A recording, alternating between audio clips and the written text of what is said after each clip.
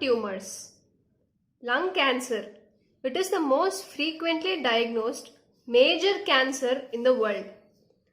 The most common cause of cancer mortality worldwide is because of lung cancer. The lung cancer most commonly occurs between the age group of 40 to 70 years, whereas the peak incidence is in 50 to 60 years of age. Etiology, that is the causes of lung cancer. Most common is cigarette smoking, tobacco smoking. 80% of the lung cancers occur in active smokers or those who stopped smoking recently. Second etiology is industrial hazards. Exposure to asbestos, arsenic, chromium, uranium, nickel and vinyl chloride, they increase the risk of lung cancer. High dose ionizing radiation are also carcinogenic. Third is air pollution.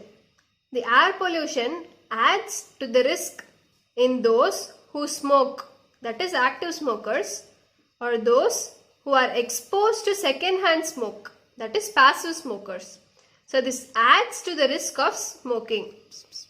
Fourth is molecular genetics. Smoking related carcinomas of the lung arise by stepwise accumulation of oncogenic mutations, which lead to neoplastic transformation of pulmonary epithelial cells. So the carcinomas of lung which are related to smoking arise by stepwise accumulation of oncogenic mutations which lead to neoplastic transformation of the pulmonary epithelial cells. Let's see the classification of lung cancers. Lung cancers are basically of two types, small cell carcinoma and non-small cell carcinoma. The non-small cell carcinoma includes squamous cell carcinoma and adenocarcinoma lung. These are the major types of lung cancers. Squamous cell carcinoma. This occurs because of exposure to tobacco smoke. And there's chromosomal deletions involving tumor suppressor loci. This is the most common primary lung malignancy in India as well as worldwide. And this is most common lung malignancy in smokers. So most common primary lung malignancy in India and world is squamous cell carcinoma, and most common lung malignancy in smokers is also squamous cell carcinoma.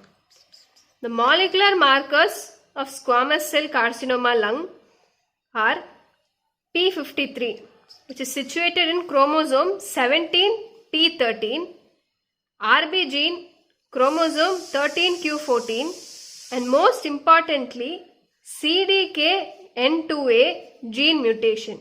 These are the molecular markers of squamous cell carcinoma. Most important is CDKN2A gene mutation. Microscopically, in squamous cell carcinoma, there is presence of keratinization and or intracellular bridges. The keratinization appears as squamous pearls or individual cells with eosinophilic cytoplasm. So there is squamous pearl appearance. And there is squamous metaplasia and epithelial dysplasia. This is about squamous cell carcinoma lung. Next is small cell carcinoma lung. This has the strongest association with smoking. And this is the cancer which has worst prognosis.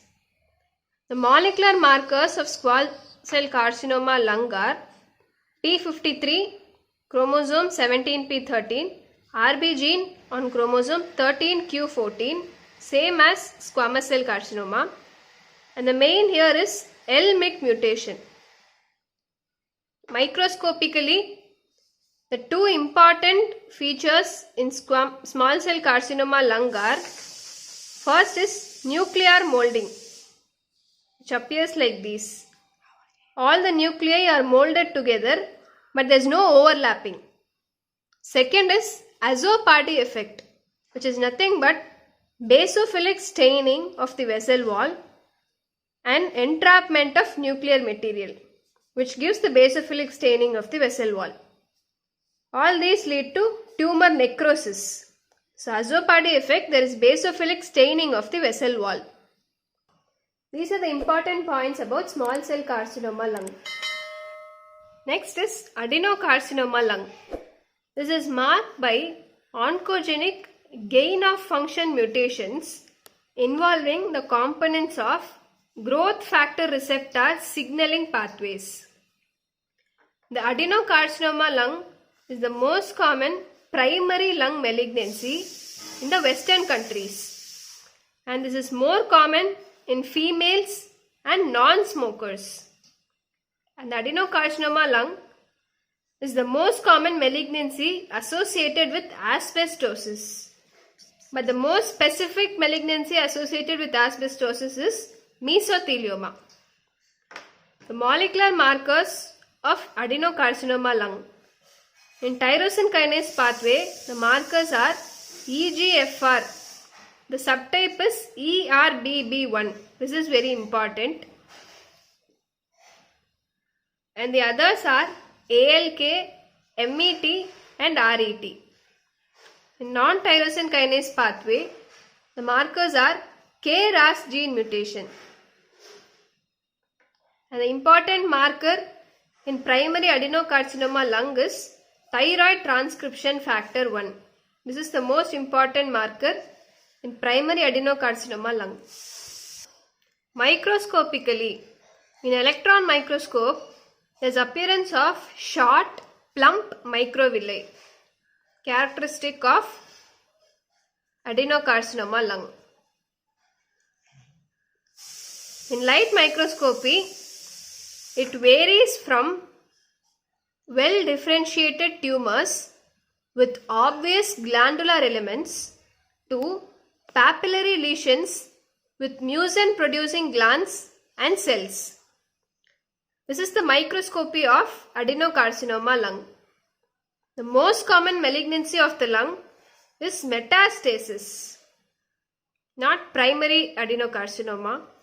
The most common malignancy is metastasis. The metastasis occurs from the primary sites, which in adults is breast cancer and child it is osteosarcoma. These are the important points about adenocarcinoma lung. The last is large cell carcinoma lung. This is not very significant as this is very rare.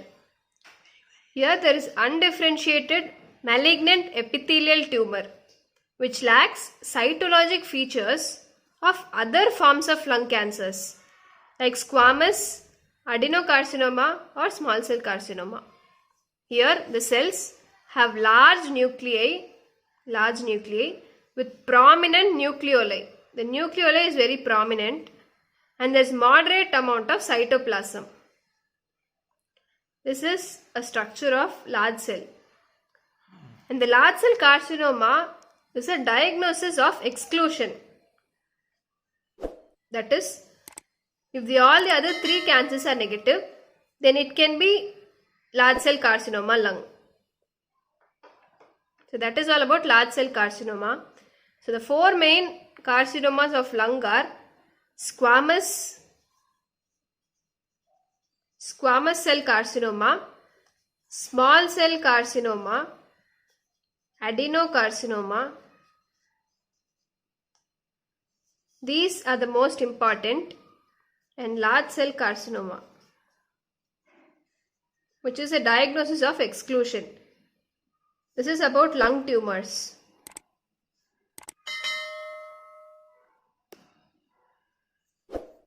Thank you.